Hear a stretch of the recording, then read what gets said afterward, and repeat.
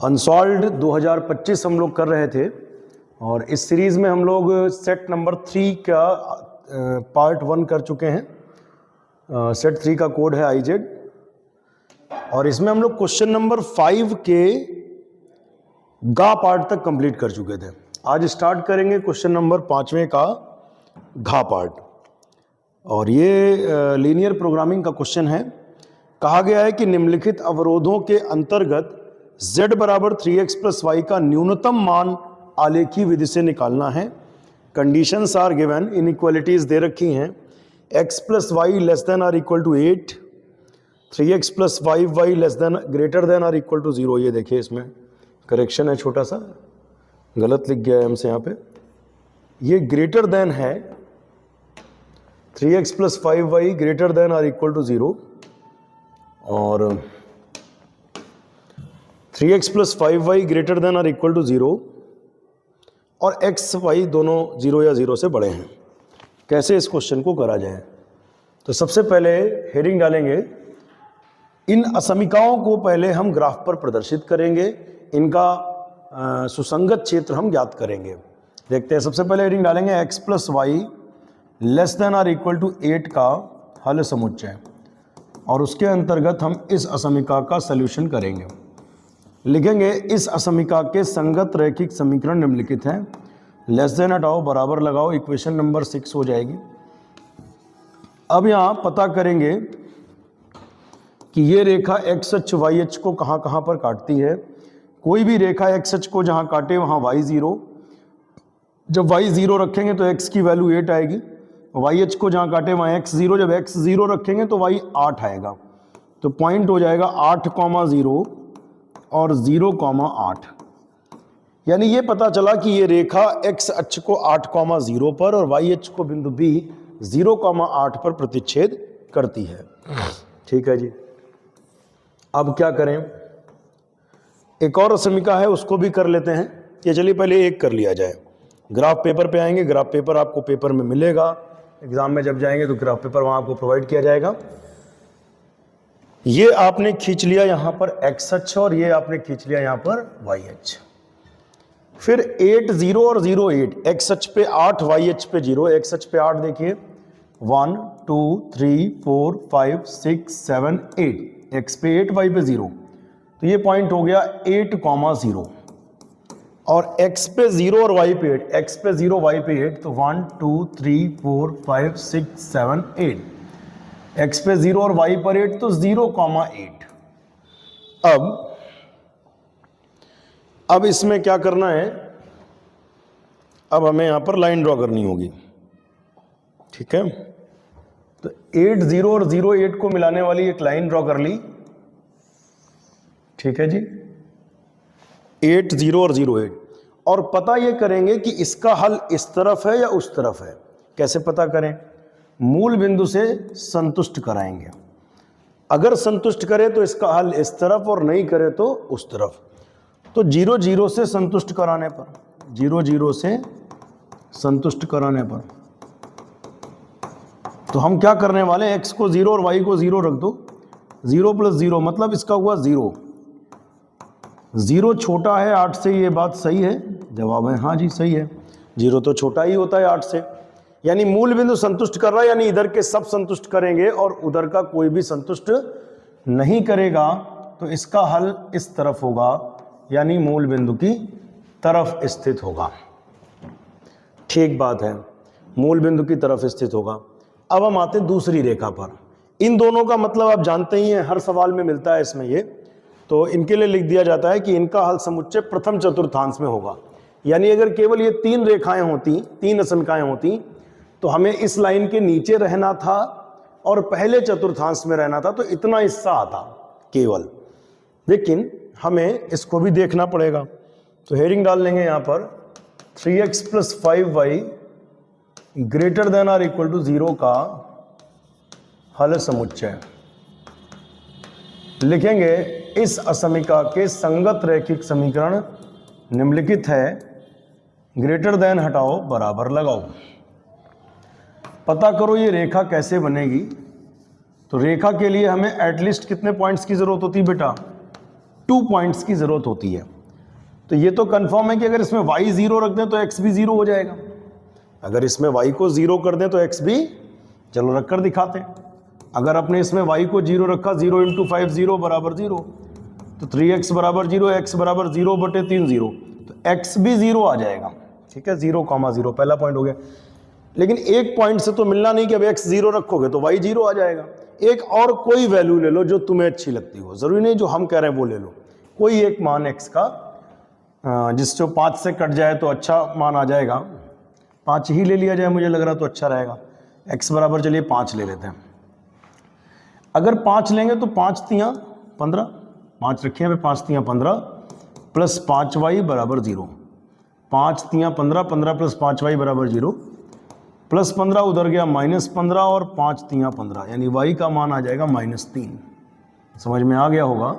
x का मान अगर हम यहाँ पर 5 रखें तो 5 तियाँ 15, उधर गया तो -15 और फिर 5 से काट दिया तो 5 तियाँ 15, -3 आ गया। तो 0 0 और एक पॉइंट आ गया 5, -3। ये कहाँ होगा? x पर 5, देखिए एक तो 0 0 पॉइंट हो गया, इस पॉइंट को नाम c दे दिया, और एक d पॉइंट आ रहा है 5, -3। ये रेखा बिंदु 0 0 और 5, -3 से जाती है, कंफर्म हो गया। रेखा पर एक पॉइंट निकाल लिया। पॉइंट तो हम इसमें बहुत सारे निकाल सकते हैं, और भी निकाल सकते हैं। x का मान 10 रख दो, 3 रख दो, 6 रख, कुछ भी रखो, मान मिलेगा ही मिलेगा। अच्छा सा मान एक निकाल लो। 5, -3 ढूंढते हैं। x पर 5 चलेंगे, 1 2 3 4 5, 1 2 3 4 5, x पे 5 और y पर -3, तो -1 -2 -3।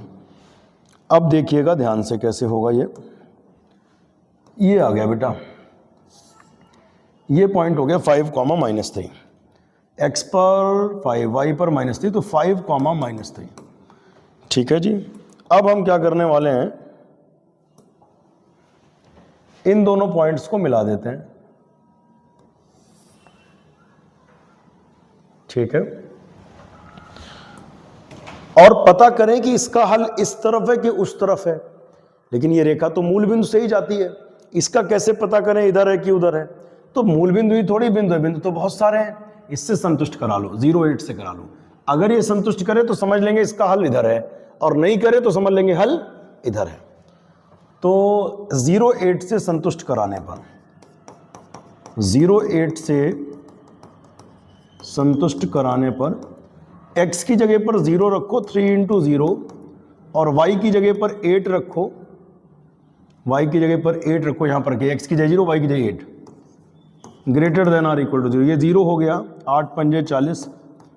बताइए 40 बड़ा है 0 से, सही है गलत है? तो जवाब है 40 तो बड़ा ही होता है 0 से। ये संतुष्ट करना मतलब इस रेखा के ऊपर के सारे संतुष्ट करेंगे, और इधर का कोई भी संतुष्ट नहीं करेगा। इसका मतलब ये हुआ हमें इस लाइन के ऊपर रहना है। अब देखिए, इस लाइन के ऊपर रहना है, इसके नीचे रहना है, और ये दोनों क्या कह रही हैं? ये दोनों कह रही हैं पहले चतुर्थांश में रहना है। कहाँ रहना है? जब भी ये दोनों लिखी हो इसका मतलब क्या है? पहले चतुर्थांश का वो हिस्सा हमें लेना है जो इस रेखा के नीचे है, इसके ऊपर है। तो देखते हैं वो कौन सा हिस्सा बनेगा, उसको हम लोग छायांकित कर लेंगे। ब्लू कलर से छायांकित करते हैं। देखिए ध्यान से, क्या यही वो हिस्सा होगा? जवाब है हाँ जी, ये वही हिस्सा होगा। क्षेत्र परिबद्ध है कि अपरिबद्ध है? तो जवाब है परिबद्ध है। और अगर बेटा परिबद्ध होता है तो हम लोग कॉर्नर पॉइंट देखते हैं। कॉर्नर पॉइंट भी इस बार निकालने नहीं है, ऑलरेडी पता है। कॉर्नर पॉइंट कौन कौन से हैं, मार्क कर दिए जाएं कॉर्नर पॉइंट। एक तो ये कॉर्नर है, यहाँ से चलते आए तो ये कॉर्नर है, और एक ये कॉर्नर है। सिंपल सी बात है। इन तीनों पॉइंट्स पर आप उद्देश्य फलन का मान निकालिएगा। उनमें से जो मैक्सिमम आएगा मैक्सिमम, जो मिनिमम आएगा वो मिनिमम। चलिए हिंट दे देते हैं थोड़ी सी, फिर आंसर आप लोग निकाल के हमको बताएंगे। कमेंट में मुझे आंसर बताइएगा, जो भी लोग ये प्रश्न देखें कि क्या इसका आंसर आ रहा है। तो सबसे पहले यहाँ पर हम लिखेंगे कॉर्नर पॉइंट, और z बराबर कितना था बेटा, एक बार देख लेते हैं। z बराबर है 3x + y। z बराबर है 3x + y। तो कॉर्नर पॉइंट क्या है बेटा? कॉर्नर पॉइंट है 0 8 8 0 और 0 0। अब आपके लिए छोड़ देते हैं आगे क्वेश्चन। x की वैल्यू 0, y की वैल्यू 8 रखिएगा। x की वैल्यू 8, y की वैल्यू 0 और फिर ये वैल्यू रखिएगा। उन मानों में से देखिएगा कौन सा मैक्सिमम है और कौन सा मिनिमम है। जैसा पूछा जाए वही आपका आंसर हो जाएगा। अगले प्रश्न पे पढ़ते हैं।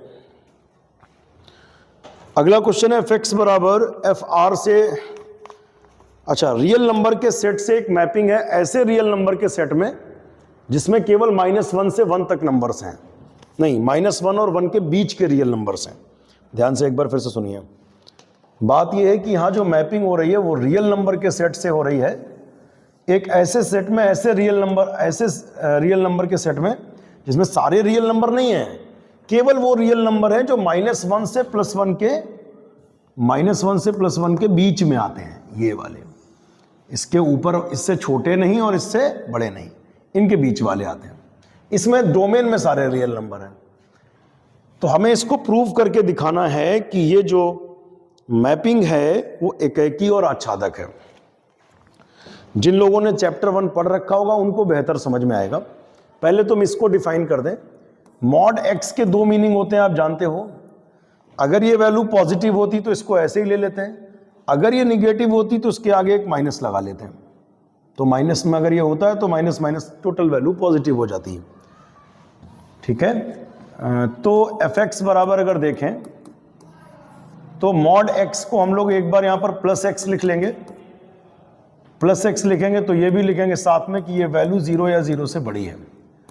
और मॉड x को एक बार हम लोग -x लिख लेंगे अगर ये वैल्यू 0 से क्या है, छोटी है। अब हेडिंग डालेंगे यहां पर एकाकी।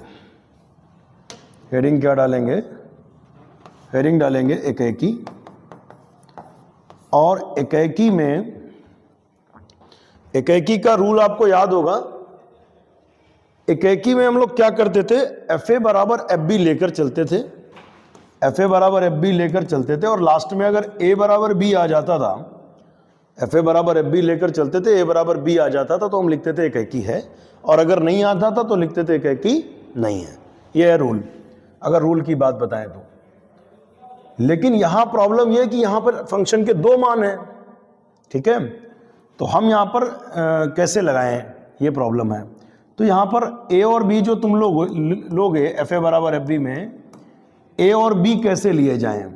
A और B दोनों एक बार इसके इसके लेंगे, एक बार A और B दोनों इसके इसके लेंगे, एक बार कोई एक इसमें से लेंगे और एक इसमें से लेंगे। तो कहने का मतलब ये एकाकी प्रूव करने के लिए 3 केसेस में हम डिस्कशन करेंगे इसमें। सबसे पहले देखिए केस नंबर 1 या प्रथम स्थिति में। पहली स्थिति में हम ये ले लेंगे कि A और B दोनों 0 या 0 से बड़े हैं। A और B दोनों 0 या 0 से बड़े हैं, और इस स्थिति में हम ले लेंगे कि FA बराबर FB है। अच्छा, अगर A 0 से बड़ा है, A 0 से बड़ा है तो ये वाली शर्त लेंगे, तो FA बराबर क्या होगा, A/1 + A। B क्या है, B भी 0 से बड़ा है, यहां पर मान के चल रहे हैं ऐसा, A और B दोनों 0 से बड़ा, यानी इसी से लगेगा। तो B 0 से अगर बड़ा है, B अगर 0 से बड़ा तो इसी से निकालेंगे। FB क्या होगा, B/1 + B। A × 1 A + AB = 1 × B B + AB। AB cut गया, A बराबर B आ गया। तो आप समझना, FA बराबर FB पर अगर A बराबर B आ गया, इसका मतलब एकाकी है। लेकिन ये तो कंफर्म है नहीं कि यही केस है। सारे केसेस में अगर ऐसा हो जाए तब ठीक है। अब हम केस 2 बनाने जा रहे हैं। केस 2 क्या होगा बेटा? केस 2 में हम ये मानकर चलेंगे कि अगर A और B दोनों 0 से छोटे हों, A भी 0 से छोटा हो और B भी 0 से छोटा हो। समझिए, A और B कोई 2 नंबर ही तो हैं डोमेन के, दोनों 0 से बड़े हो सकते हैं, दोनों 0 से छोटे भी हो सकते हैं, माइनस में हो सकते हैं दोनों। तो उस स्थिति में भी हम FA बराबर FB लेकर चल रहे हैं और लास्ट में A बराबर B आना चाहिए। चलिए, अगर A 0 से छोटा है, A 0 से छोटा, तो ये केस लेंगे। तो FA बराबर हो जाएगा A/1 - A और FB बराबर हो जाएगा B/1 - B। मल्टीप्लाई करें इधर उधर, A × 1 A - AB 1 × B B minus का AB, -AB कट गया तो A बराबर B आया। तो आपने देखा कि FA बराबर FB पर A बराबर B आया। अभी तक की जो स्थितियां लग रही हैं उससे ये लग रहा है कि एकाकी है। एफ ए बराबर एफ बी पर ए बराबर बी आया, एकाकी है। एफ ए बराबर एफ बी पर ए बराबर बी आया, एकाकी है। केस नंबर 3 में भी हम लोग चलेंगे और देखेंगे क्या वो स्थिति पॉसिबल है कि नहीं है। तो हम एक नंबर ऐसा ले लेंगे कि अगर a 0 या 0 से बड़ा है, a 0 या 0 से बड़ा है, और दूसरा केस ले लेंगे कि b 0 से छोटा है। देखिए वैसे तो 4 केस हो सकते हैं, a और b दोनों इसके हो सकते हैं, a और b दोनों इस केस के हो सकते हैं, a उसका b इसका, या a इसका b इसका, लेकिन बाद वाले दोनों को हम एक ही में मर्ज करके लगा लेंगे। a और b दोनों इसके, a और b दोनों 0 से बड़े, दोनों 0 से छोटे, एक बड़ा एक छोटा, ठीक है। अब देखिए अब होगी असली कहानी, यही है असली केस, ये करना भी जरूरी है। यहां पर a कैसा है, 0 या 0 से बड़ा है। a अगर 0 या 0 से बड़ा है तो इस केस से निकलेगा, तो एफ ए क्या होगा, a/1 plus a, a/1 plus a। और b यहां पर कैसा है, 0 से छोटा है, और अगर 0 से छोटा है तो इस केस से निकलेगा, तो एफ बी क्या होगा, b/1 minus B, b/1 minus B. Multiply ले लीजिए, a into 1 a minus A B, 1 into B B plus A B. इसमें ए बी काट देना, नहीं कट रहा है तो फिर कैसे लगे सवाल, आगे बढ़ते हैं। अब देखिए क्या होगा, प्लस का बी इधर आया तो माइनस बी हो गया, माइनस ए बी उधर गया, प्लस ए बी हो गया, ये माइनस उधर गया प्लस, तो ए बी 2ab। हमको यहां देखना ये होगा क्या ये वैल्यू संभव है। अभी आपको लग ये रहा होगा कि सर एफ ए बराबर एफ बी लेकर चले, ए बराबर बी नहीं आया, इसका मतलब तुमको लग रहा होगा एकाकी नहीं है। लेकिन जरा ये भी देख लो क्या ये स्थिति, ये केस हो भी सकता है कि नहीं हो सकता है। यहाँ देखिए ये केस पॉसिबल नहीं है, आपको बता दें कैसे, तुम इस बात को समझो। ए यहाँ पर पॉजिटिव है, 0 से बड़ा है, बी 0 से छोटा यानी निगेटिव है। जब ये बेटा निगेटिव वैल्यू रखोगे यहाँ पर तो निगेटिव निगेटिव क्या हो जाएगा, positive, positive positive total value positive. A positive, B 0 से छोटा, निगेटिव, प्लस माइनस की गुणा माइनस। अब LHS धनात्मक है, RHS ऋणात्मक है, जो संभव नहीं है, इसका मतलब ये स्थिति संभव ही नहीं है। फिर से इसको एक बार संख्या में एग्जाम्पल लेके समझाते हैं। जैसे ए का मान आपने 0 से बड़ा ले लिया, 10 ले लिया, बी का मान 0 से छोटा ले लिया, मान लो -2 ले लिया, 0 से छोटा मतलब माइनस में। अब अगर ए 10 रखोगे, बी मतलब माइनस में रखोगे, तो minus minus plus 10 plus 2 12, LHS धनात्मक आई। और जबकि RHS कैसी आएगी, ए पॉजिटिव और बी निगेटिव रखोगे, प्लस माइनस की गुणा माइनस, तो RHS आ जाएगी निगेटिव। तो इस बात को लिखा कैसे जाए, चूंकि a 0 से बड़ा यानी a धनात्मक है, चूंकि a धनात्मक और b ऋणात्मक है, ध्यान से समझिएगा, a धनात्मक है और b 0 से छोटा यानी ऋणात्मक है, तो ऋणात्मक ऋणात्मक ये धनात्मक हो गया। अतः बायां पक्ष या LHS लिख दो, अतः LHS धनात्मक होगी, जबकि आगे देखो a धनात्मक है, b ऋणात्मक है, b 0 से छोटा है निगेटिव, तो प्लस माइनस की गुणा माइनस, माइनस का मतलब RHS ऋणात्मक हो गई, जबकि RHS ऋणात्मक है, तो LHS धनात्मक हो गई, RHS ऋणात्मक है। अतः यह स्थिति संभव नहीं है, अतः यह स्थिति संभव नहीं है। तो बात यह समझ में आई होगी कि हमने 3 केसेस में जाकर डिस्कस किया, लेकिन जो थर्ड केस था वो संभव ही नहीं है, पॉसिबल केस ही नहीं है। तो 2 केसेस हैं और दोनों में एफ ए बराबर एफ बी पर ए बराबर बी आया है, एफ ए बराबर एफ बी पर ए बराबर बी आया है। इसका मतलब हम ये कह सकते हैं कि एफ इस डोमेन से इस कोडोमेन में क्या है, एकाकी है। तो पहला पार्ट प्रूव हो गया, क्योंकि इसमें 2 काम करने बेटा, एकाकी भी करना है और क्या करना है, इसमें आच्छादक भी करना है। तो अगली हेडिंग हम लोग यहां पर डाल लेंगे आच्छादक। आच्छादक में तुम्हें ध्यान होगा हम लोग कैसे लगाते थे इसको, क्या नियम होता था, कोडोमेन की इसको थोड़ा सा छोटा कर लेंगे जिससे क्वेश्चन बना रहे, आच्छादक हेडिंग डालेंगे। और आच्छादक में हम लोग क्या करते थे, एक fx बराबर y मान लेते थे, कोडोमेन की एक संख्या मान लेते थे y और मान लेते थे वो डोमेन से कनेक्ट करती है, और फिर कंडीशंस से ये निकाल करके लाते थे कि ये x जो है y के हर कोडोमेन मान के लिए डोमेन में है। अगर ये प्रूव हो जाए कि ये डोमेन में है तो आच्छादक है। तो हम लोग क्या करेंगे, इसमें दो ही केस बनेंगे क्योंकि fx के केवल दो केस हैं। पहली केस में हम ये लिखेंगे केस 1, अगर x 0 या 0 से बड़ा है, ठीक है, तो हम ये मानकर चलेंगे अगर x 0 या 0 से बड़ा है तो मानकर चलेंगे कि fx बराबर x अपॉन 1 प्लस एक्स, और एक fx बराबर y हम मान भी लेंगे। एक बार ऐसे ही केस 2 लगाएंगे। अब यहां लिखेंगे कंपेयरिंग 1 एंड 2, लेफ्ट साइड बराबर तो राइट बराबर, x upon 1 plus x is equal to y, multiply करो x बराबर 1 into y, y plus x y, 1 into y, y x y. अब हम क्या करें, x ये है और x ये है, ठीक है, इधर ले आओ, x कॉमन क्या बचा 1, x कॉमन प्लस वाई इधर आया माइनस वाई बराबर वाई, x बराबर क्या होगा y बटे 1 माइनस वाई। देखने वाली बात यह है कि क्या ये वैल्यू डोमेन में उपस्थित होगी, हाँ जी होगी, क्योंकि y जब भी तुम कोई रियल वैल्यू लोगे, भाई कहाँ से लोगे, कोडोमेन से, तो ये वैल्यू हमेशा डोमेन में बिलोंग करेगी, ये हमेशा रियल नंबर है 1 को छोड़ करके, और 1 कोडोमेन में है भी नहीं क्योंकि 1 में कोडोमेन में कौन है, -1 से 1 के बीच के नंबर हैं, -1 और 1 नहीं है, तो ये डोमेन में होगी। हम क्या करेंगे, समीकरण नंबर 2 में मान रख देंगे, किसका, x का मान रखिए अपन, fy बटे 1 माइनस वाई बराबर y, ठीक है।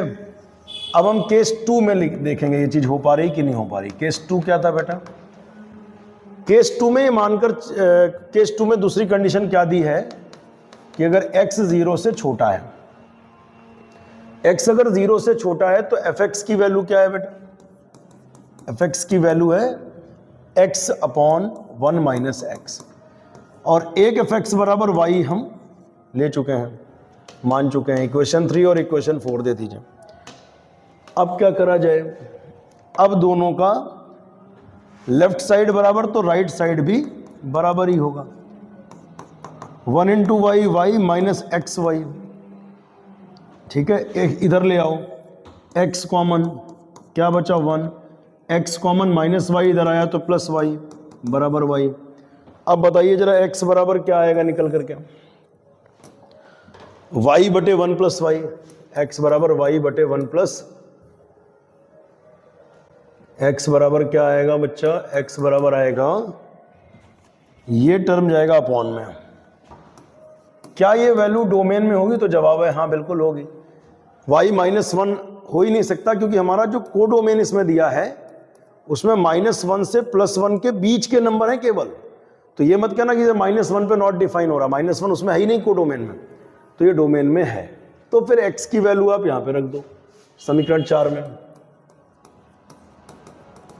x का मान यहां पे रख देंगे, fy बटे 1 plus y is equal to y. तब हम ये कह सकते हैं कि f क्या है, आच्छादक है। अतः ये प्रूव होता है कि f एकेकी तथा आच्छादक दोनों हैं। और जब भी यहां पर आ जाता है does not belong to R, y के एक भी मान के लिए, तो फिर ये आच्छादक नहीं होता। लेकिन यहां दोनों ही केस में आया है बिलोंग्स टू आर, केस 1 में भी आया था बिलोंग्स टू डोमेन, केस 2 में भी आया belongs to domain, and domain is the set of real numbers. तो प्रूव हो गया कि फलन एकेकी और आच्छादक है। बड़ा क्वेश्चन था, 8 नंबर में इसे होना चाहिए था, लेकिन चलिए कोई बात नहीं, जितने मिल जाए वही ठीक। क्वेश्चन 6 का पार्ट क्या कह रहा है, सिद्ध करो कि इसमें 3 सदिश दिए गए हैं। ये चैप्टर 10 का क्वेश्चन है, वेक्टर अलजेब्रा। इसमें कह रहे हैं कि प्रूव करो ये एक समकोण त्रिभुज के शीर्ष हैं, समकोण त्रिभुज के शीर्षों के स्थित सदिश हैं। तो सबसे पहले हम ये मान लेंगे, माना त्रिभुज ABC है। अच्छा, A का स्थित सदिश क्या होगा, OA, B का स्थित सदिश क्या होगा, OB, और C का स्थित सदिश क्या होगा, OC। A का स्थित सदिश OA, B का OB, C का OC। इसे प्रूव करना है कि समकोण त्रिभुज के शीर्ष हैं, ठीक है ना। कैसे प्रूव करोगे समकोण त्रिभुज के शीर्ष हैं? समकोण त्रिभुज में पाइथागोरस प्रमेय बन जाती है। तो पहले तीनों भुजाएं पता करते हैं। चलिए, वेक्टर ए बी बराबर क्या होगा, ओ बी माइनस ओ ए। वेक्टर जो लोग पढ़े होंगे उन्हें पता होगा, फार्मूला होता है पहले बाद वाले के साथ वो लगेगा, फिर पहले वाले के साथ। तो ओ बी में ओ ए घटाओ बेटा, घटाने पर क्या होता है, चिन्ह बदल जाते हैं। 2i में से 3i गया तो माइनस आई, माइनस जे में प्लस 4j करो तो 4j माइनस जे हो जाएगा 3j, और k प्लस 4k तो हो जाएगा 5k कैप। अब हम इसका मॉड निकालेंगे बेटा। इसका मॉड निकालो तो क्या होगा, -1 का वर्ग 1, 3 का वर्ग 9, 5 का वर्ग 25। मॉड का मतलब वेक्टर हट जाएगा, तो ए बी 9 और 1 10 और 25 35। तो ये भुजा आ गई बेटा √35 आ गई। कितनी आ गई भाई? तो एक भुजा तो हमको पता चल गई √35 है। कितनी है? √35 है। अब हम दूसरी भुजा पर काम करते हैं। दूसरी भुजा क्या है बेटा, वेक्टर बी सी। ये हो जाएगी OC माइनस OB, पहले बाद वाले के साथ तो फिर पहले वाले के साथ, OC माइनस OB। तो भैया OC में OB घटाओ, और घटाने पर क्या होता है, चिन्ह बदल जाते हैं। I में से 2i जाएगा तो क्या होगा, -i। अब -3j में प्लस j करो, -3 प्लस 1, -3j में प्लस j करोगे तो क्या हो जाएगा, माइनस का 2j कैप, और -5 और -1 हो जाएगा माइनस का 6k cap. This is vector BC। अब इसका मॉड लेंगे। -1 का वर्ग 1, -2 का वर्ग 4, -6 का वर्ग 36। मॉड का मतलब वेक्टर हट जाएगा, तो BC 36 4 40 और 1 41। तो एक भुजा आ गई √35, दूसरी आ गई √41। चलिए तीसरी भुजा पर ट्रेवल करें। वेक्टर CA हो जाएगा OA माइनस OC। मतलब सीधा है कि पहले बाद वाले के साथ O रहेगा, फिर पहले वाले के साथ OA माइनस OC। अब OA में OC घटाते हैं। चलिए, तो जब हम OA में OC घटाएंगे और घटाने पर क्या होता है, चिन्ह बदल जाता है। तो OA में OC घटाओ, 3i में से i जाएगा तो कितना हो जाएगा, 2i। -4j में प्लस 3j करोगे तो -4 प्लस के 3 तो माइनस का j कैप, ठीक है। -4 प्लस 5, बोलो +5k कैप, तो 5k कैप में 4k कैप घट जाएगा तो k कैप आ जाएगा। अब इसका मॉड निकाल लेते हैं बेटा। मॉड निकालिए इसका। तो 2 का वर्ग 4, -1 का वर्ग 1, 1 का वर्ग 1। मॉड का मतलब वेक्टर हटेगा, तो 4 1 5 1 6 आ जाएगा √6। Equation number 3। अब हम इसमें चेक ये करेंगे कि क्या सबसे बड़ी भुजा का वर्ग, सबसे बड़ी जो भी इसमें दिख रही हो, सबसे बड़ी कौन है, 35 6 और 41। सबसे बड़ी भुजा 41 दिख रही है, 35 6 और 41 में। तो इसका करिए वर्ग। BC क्या है, √41। इसका वर्ग करो तो रूट हट जाएगा। Equation number 4। सबसे बड़ी भुजा का वर्ग बाकी दोनों के वर्गों के योगफल के बराबर आना चाहिए बेटा। बाकी दोनों कौन है, AB और AC। तो AB² प्लस CA²। AB क्या है बेटा, √35। CA क्या है, √6। वर्ग करेंगे तो रूट हट जाएगा, यहां वर्ग करेंगे रूट हट जाएगा। 35 और 6 41 हो गया। AB² plus CA²। Equation number 5। तो फ्रॉम 4 एंड 5 दोनों का राइट साइड बराबर है, तो दोनों का लेफ्ट साइड भी बराबर होगा। तो AB² प्लस CA² बराबर BC²। ये बन गई पाइथागोरस प्रमेय। तो अतः हम ये कह सकते हैं कि ABC एक समकोण त्रिभुज के शीर्ष है।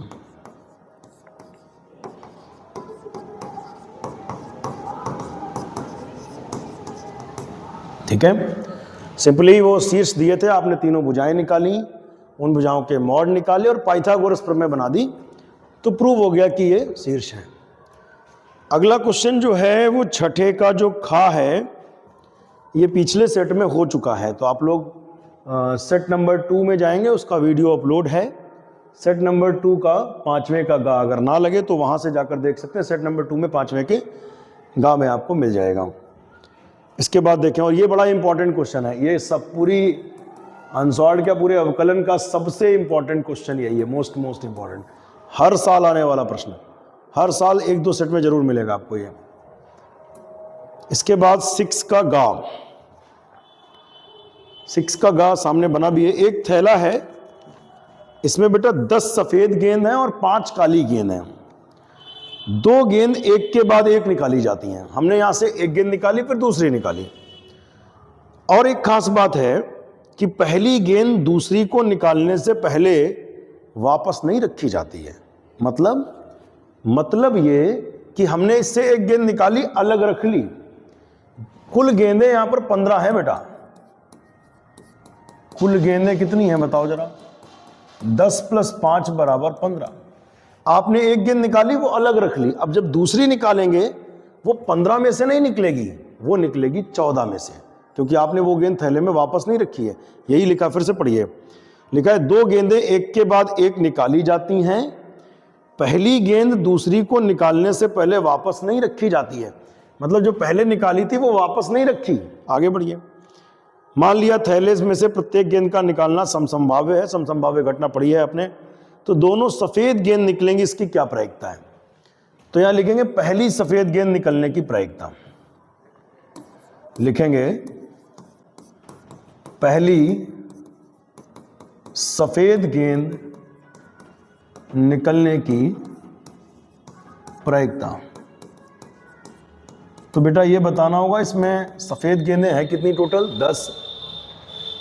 10 सफेद गेंद हैं। टोटल गेंदें कितनी हैं? 15, 10, 5, 15। तो 5 दूनी 10 और 5 तियां 15, 2/3। अब देखिए, चूंकि निकाली हुई गेंद, ये लिखेंगे यहां पर क्वेश्चन में लिखा ना, निकाली हुई गेंद थैले में वापस नहीं रखी जाती,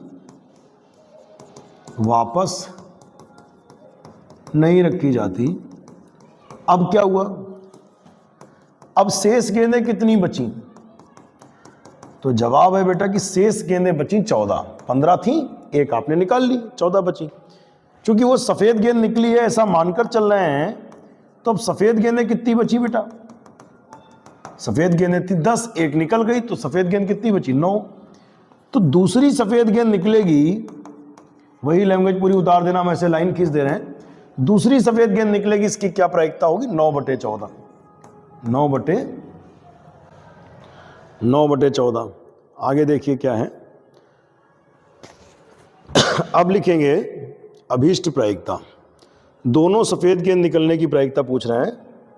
अब यहां हम लिखेंगे अभीष्ट प्रायिकता, दोनों की गुणा कर दो। अभीष्ट प्रायिकता दोनों की मल्टीप्लाई कर दीजिए। पहली सफेद गेंद निकले 2/3 गुणे दूसरी निकले 9/14। इसे काट दिया जाए तो 3 तियां 9 और 2 सत्ते 14, तो ये आ जाएगा 3/7। एक बार चेक कर लेते हैं इसका आंसर कितना आ रहा है। इसका आंसर आ रहा है 3/7, जो कि बिल्कुल सही है। एक और तरीका होता है इस क्वेश्चन को करने का। आपने 2 बॉल यहां से पिक करी, दोनों सफेद होंगी। सफेद तब होंगी जब इसमें से निकले बेटा 10C2 अगर संचय पड़े हैं। और टोटल गेंदें कितनी? 15। तो 15 में से 2 15C2 है ना। टोटल गेंदें कितनी हैं? 15 हैं। 15 में से 2 निकलेंगी, ये कुल तरीके हो जाएंगे। 15 में से 2 निकले तो 15C2, और 10 में से 2 निकलेंगी तो वो सफेद होंगी 10C2। इसे सॉल्व करोगे देखो यही आएगा 10। जो लोग संचय पढ़े हों, 11th में एक चैप्टर था संचय, क्रमचय संचय, तो वहीं से आप कर सकते हैं। 10 से शुरू करो, एक एक कम करो 2 स्थान, 10 9/2। 15 से शुरू करो, एक एक कम करो 2 स्थान बटे फैक्टोरियल 2। बल्कि ज़्यादा गेंदें अगर निकालनी होती तो इसी मेथड से लगाना ही पड़ता है।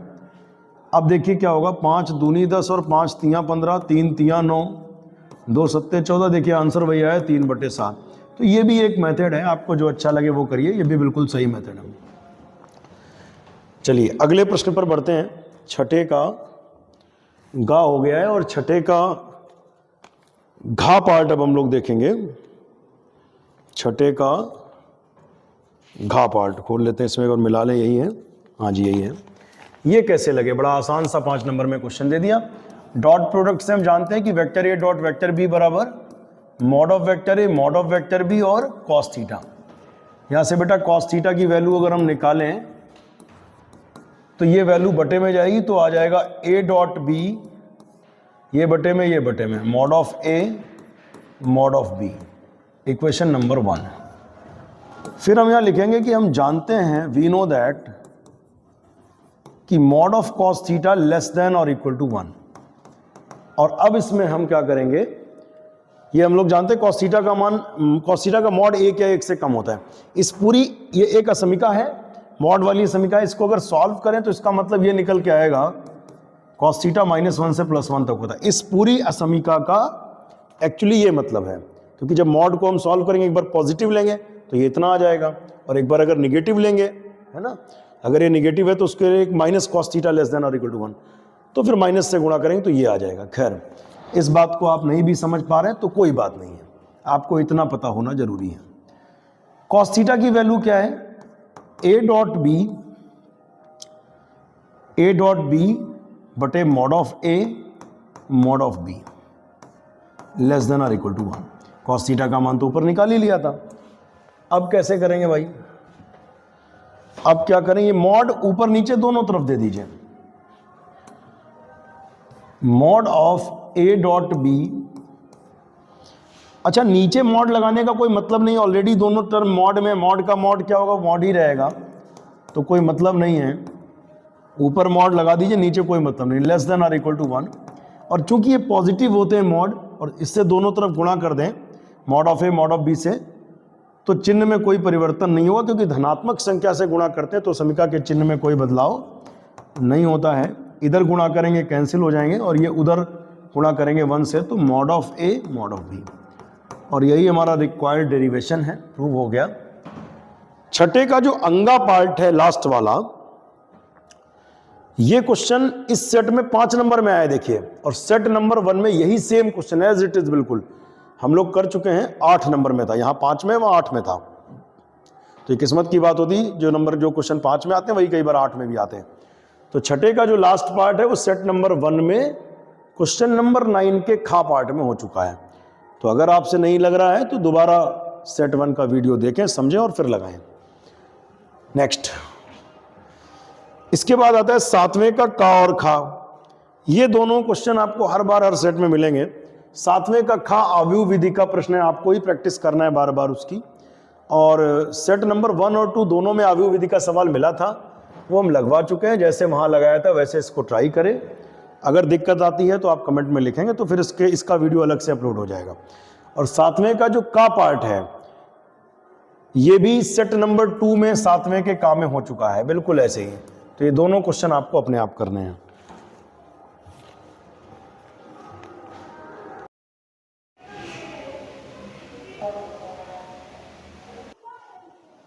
सेट नंबर 3 में क्वेश्चन नंबर 8 का पार्ट देखिए क्या है।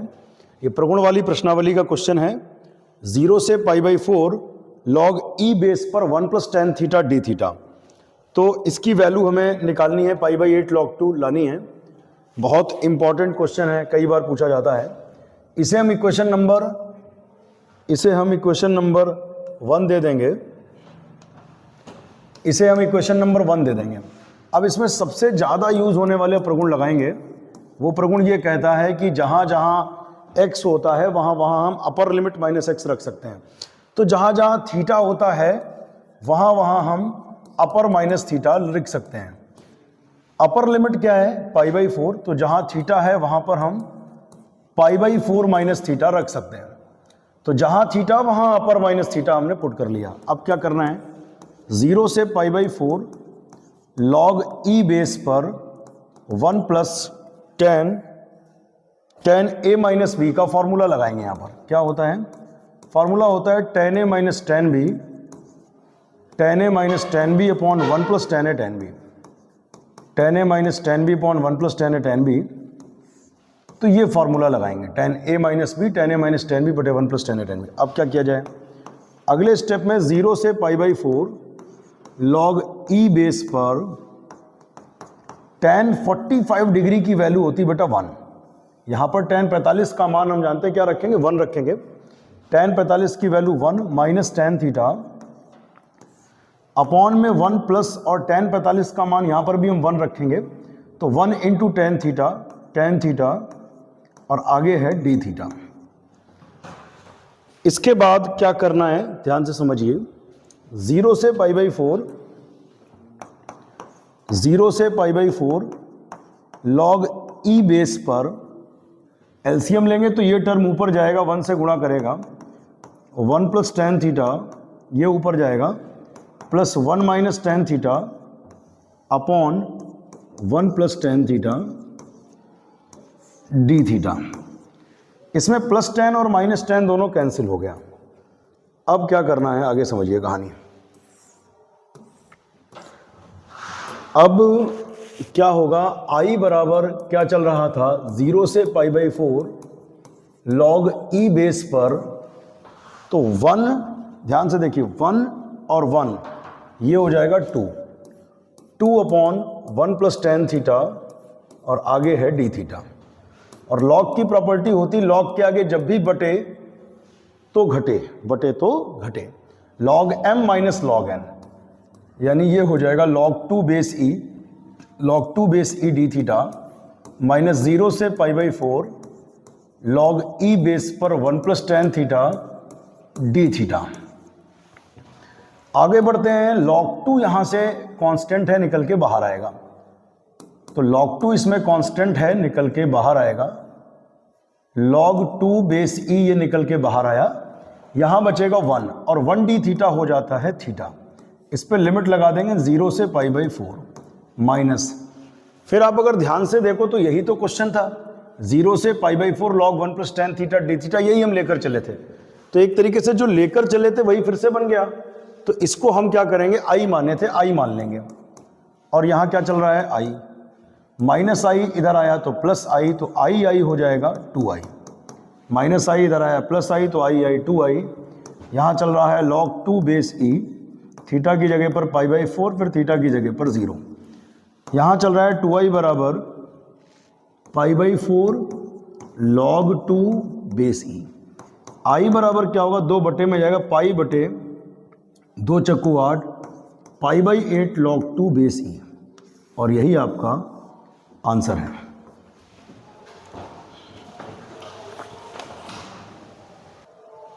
इसी का सेकंड पार्ट देखते हैं। क्वेश्चन है कि सिद्ध करो कि एक शंकु के अंतर्गत, इन्होंने कहा सिद्ध करो कि एक शंकु के अंतर्गत, तो सबसे पहले तो हम क्या करें कि एक शंकु बना लें। सबसे पहले हम एक शंकु बना लेते हैं। ये भाई हमने एक क्या किया, शंकु बना लिया शंकु के अंतर्गत। इसके बाद ये कह रहे हैं कि शंकु के अंतर्गत, शंकु को भी थोड़ा ठीक कर लिया जाए, ये शंकु हो गया जी। ये कह रहे हैं कि सिद्ध करो कि एक शंकु के अंतर्गत, और शंकु हमने मान लिया ABC है, शंकु के अंतर्गत महत्तम वक्र पृष्ठ वाला बेलन, मतलब शंकु के अंदर एक बेलन है, शंकु के अंदर एक बेलन है। तो चलिए शंकु के अंदर एक बेलन बना लेते हैं। शंकु के अंदर एक बेलन बना लिया भाई, ये एक बेलन हो गया जो कि शंकु के अंदर है। ये शंकु के अंदर एक बेलन हो गया, इसका नाम रख लिया गया PQRS। तो सबसे पहले यही कहानी थ्योरी में भी तुमको लिख देनी है कि माना शंकु के अंतर्गत एक बेलन PQRS है, ठीक है। सबसे पहले लिखोगे माना एक शंकु ABC है, इसके अंतर्गत एक बेलन PQRS है। कह रहे शंकु के अंतर्गत महत्तम वक्र पृष्ठ वाले, महत्तम शब्द किसके साथ लगाए, बेलन के वक्र पृष्ठ के साथ। तो टारगेट अपना ये होगा, हम बेलन का वक्र पृष्ठ निकालें, उसको महत्तम सिद्ध करें, और जिस वैल्यू पर इसका वक्र पृष्ठ महत्तम सिद्ध हो उसी वैल्यू पर हम ये प्रूव कर दें कि बेलन की जो त्रिज्या है वो शंकु की त्रिज्या की आधी है।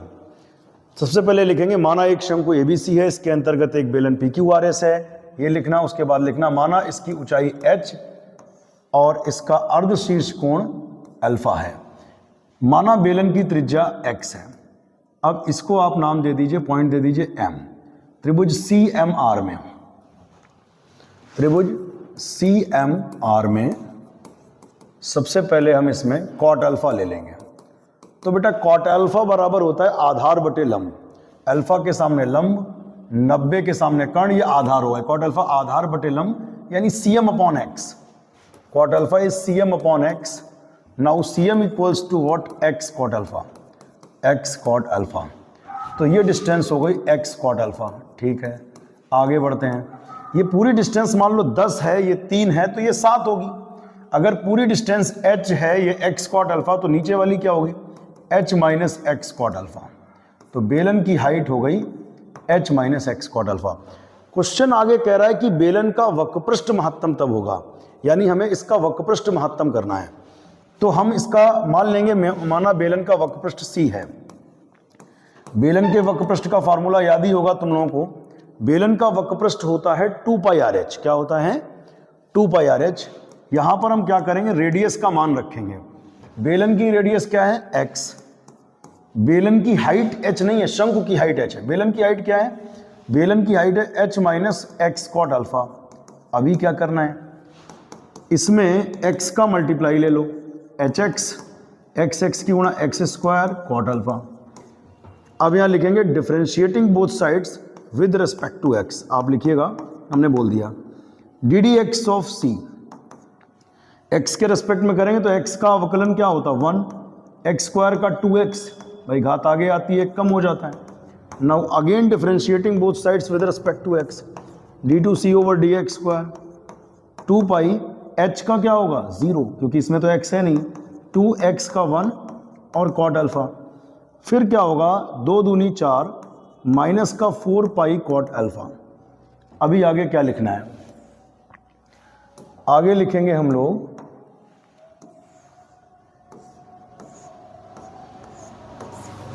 यहां पर एक लाइन, c के उच्चिष्ट या निम्निष्ठ मान के लिए लाइन लिखोगे।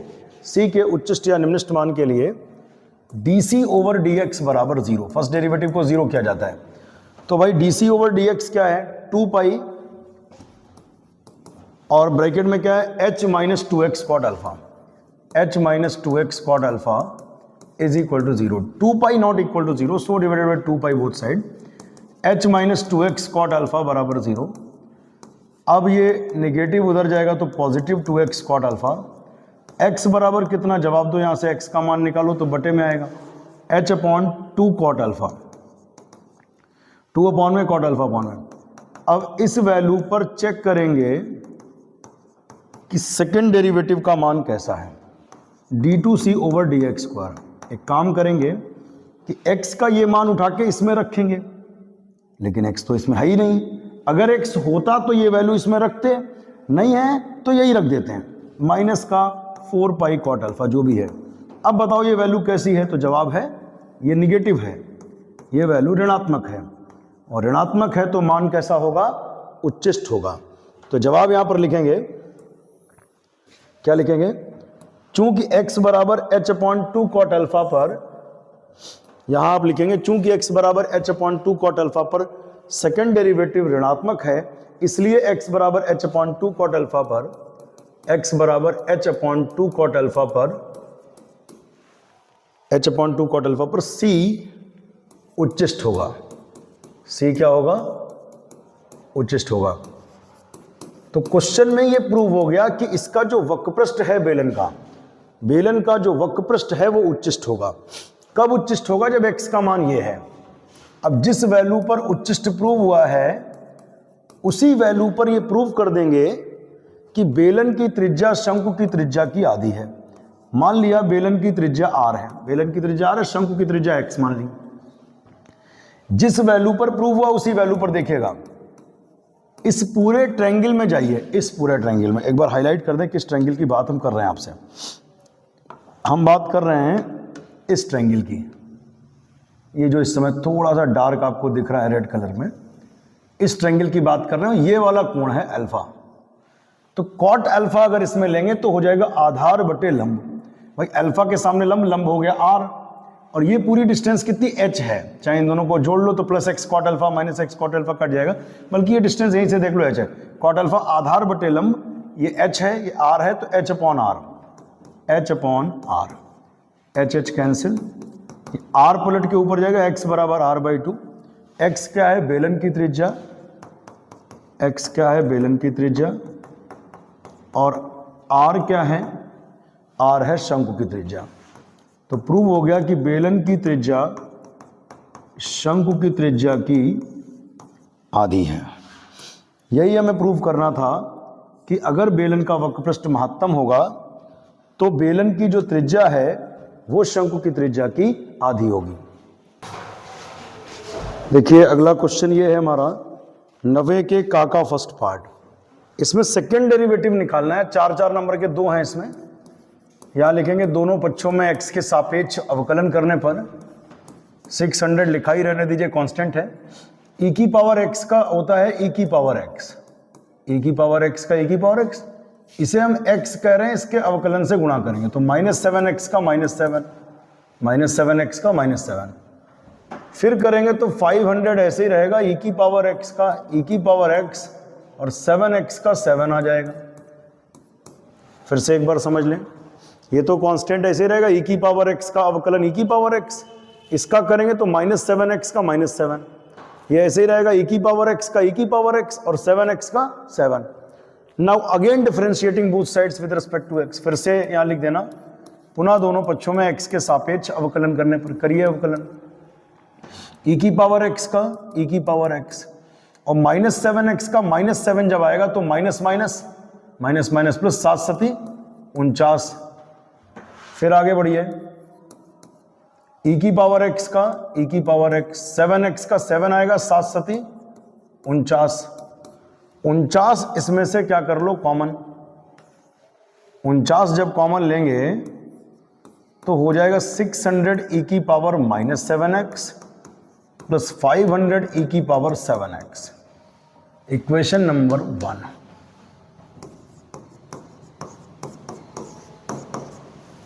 समीकरण नंबर 1 से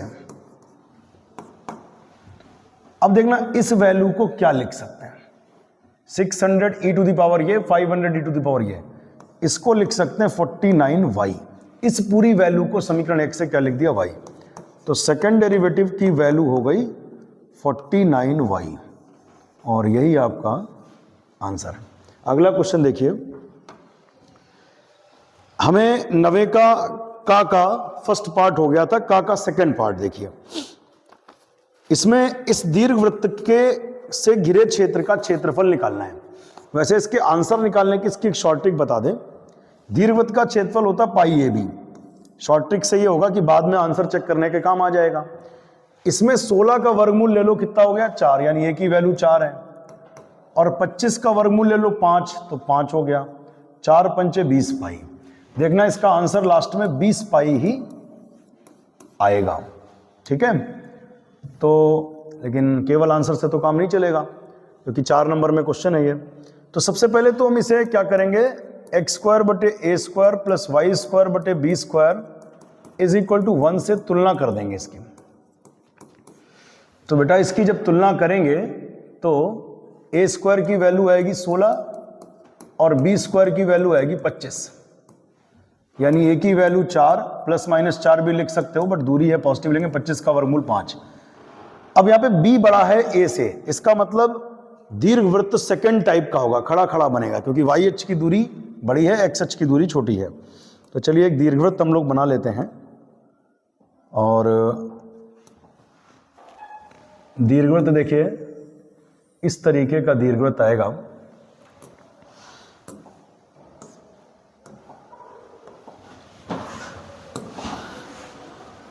तो ये हो गया आपका XH और ये हो गया आपका YH। ऐसा क्यों बना? क्योंकि ये सेकंड टाइप का एलिप्स है। ये XH हो गया बेटा और ये YH हो गया। XH की दूरी कितनी है? 4। तो ये दूरी अगर 4 है तो ये हो गया 4,0 और ये 4 है तो ये हो जाएगा -4,0। YH की दूरी 5 है तो ये हो गया 0,5 और ये हो गया 0,-5। इस दीर्घवृत्त का अगर तुम्हें क्षेत्रफल निकालना है तो तुम क्या करो, पहले इतना एरिया निकाल लो भाई, और ये एरिया XH पर भी है और YH पर भी, यानी दोनों से लग सकता है, चाहे XH वाले से लगाओ चाहे YH वाले से। तो इतना एरिया निकालें और उसका कितने गुना कर दें? 4 गुना, क्योंकि ये जो शेप है सममितता से 4 भागों में विभाजित है, जितना यहाँ है उतना यहाँ, उतना यहाँ, उतना यहाँ। तो हम OABO इतना एरिया निकालेंगे, 4 गुना कर देंगे। तो लिखेंगे, पहले एक काम करें, फार्मूला होता है y dx, तो y की वैल्यू मेंटेन कर लें पहले कर्व से, y की वैल्यू निकाल लेते हैं। y² बटे 25 बराबर, ये प्लस का उधर गया तो माइनस का, 1 माइनस x² अपॉन 16, ये प्लस उधर गया तो माइनस, y² बटे 25, 16 एक कम 16, 16 माइनस x² बटे 16, 25 उधर जाएगा, 25 बटे 16, 16 उधर 25 उधर, ब्रैकेट में 16 माइनस x², 25 का वर्गमूल ले लीजिए 5, 16 का वर्गमूल 4, अंडर रूट में 16 माइनस x², ये इक्वेशन नंबर 1 हो गया। अभी क्या करना है, y का मान तो आ गया है, अब लिखेंगे रिक्वायर्ड एरिया, लिखेंगे रिक्वायर्ड एरिया। रिक्वायर्ड एरिया का मतलब अभीष्ट क्षेत्रफल, ये 4 टाइम्स होगा area of the part OABO, area of the part OABO। तो ये एरिया x अक्ष पर है, तो फॉर्मूला लगेगा y dx। क्या लगेगा जी, y dx, और लिमिट x अक्ष से ही लेंगे, जब x अक्ष वाला फॉर्मूला लगाया है तो 0 से 4 लिमिट लेंगे, 0 से 4। अब यहां पर क्या करना है, y की वैल्यू रखनी जो आपने निकाली थी। तो y की वैल्यू क्या थी एक बार देख लें, 5 बटे 4 अंडर रूट 16 माइनस x², 5 बटे 4 अंडर रूट 16 माइनस x², 16 को लिख दो 4 का वर्ग माइनस x का वर्ग dx, ये 4 से 4 कट गया, 5 निकल के बाहर, लिमिट 0 से 4 under root 4² minus x² dx। Under root a² minus x² का formula half x standard form, half x standard form plus a² sine inverse x upon a क्या है 4, लिमिट लगा दो 0 से 4। अब यहां लिखेंगे 5/2 upper limit minus lower limit, जहां x है वहां पर हम 4 लिखेंगे, यहां पर भी 4 लिखेंगे। जब यहां 4 लिखेंगे तो 4² में 4² जाएगा तो पूरा टर्म 0 हो जाएगा, 4 का वर्ग 16 आएगा, यहां पे 4 लिखेंगे, 4 4 कट जाएगा, साइन इनवर्स 1 बचेगा, साइन में एक मान होता है 90 का। फिर यहां पर 0 लिखेंगे, x की जगह पर 0 लिखेंगे तो पूरा टर्म 0 हो जाएगा, जैसे यहां पे 0 रखेंगे सारा 0 हो जाएगा। फिर यहां पे 0 लिखेंगे तो 0/4 0, और साइन में 0 मान 0 का होता है, दैट्स वाई ये पूरी वैल्यू 0 हो जाएगी।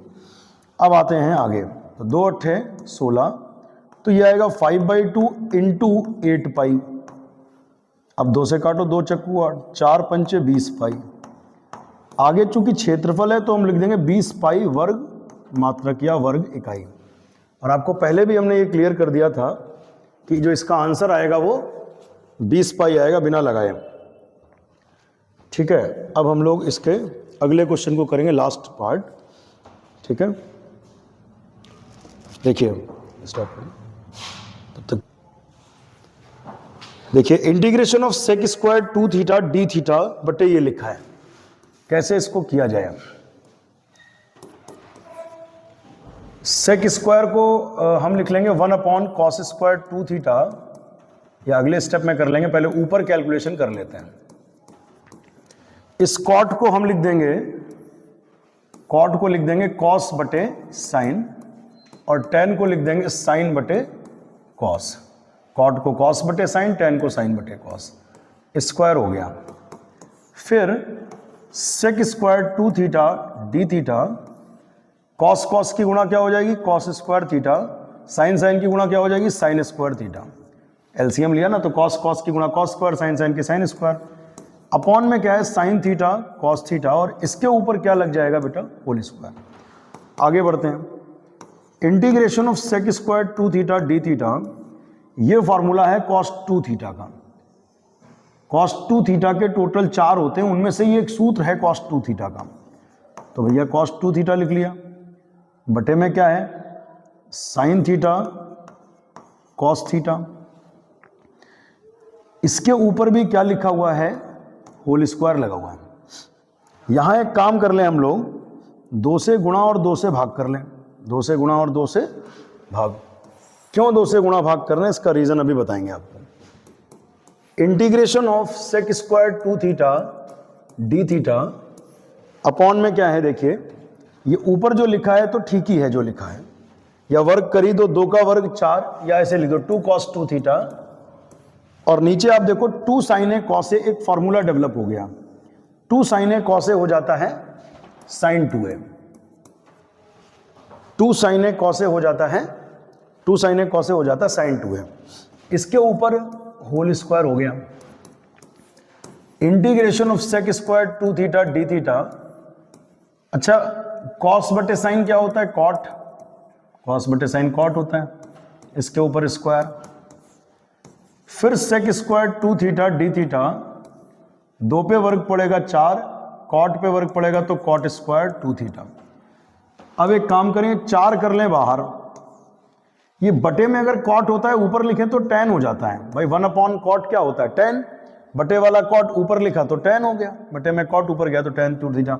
स्क्वायर लगा दो, इनटू में आगे क्या है, sec square 2 theta D theta. अब tan 2 थीटा को t मानेंगे, रिपीट हो जाएगा, सिंपल क्वेश्चन हो गया अब तो ये बिल्कुल। tan 2 थीटा को t मान लिया भाई, tan x का सेक स्क्वायर x, 2 थीटा का 2, t का dt ओवर d थीटा। फिर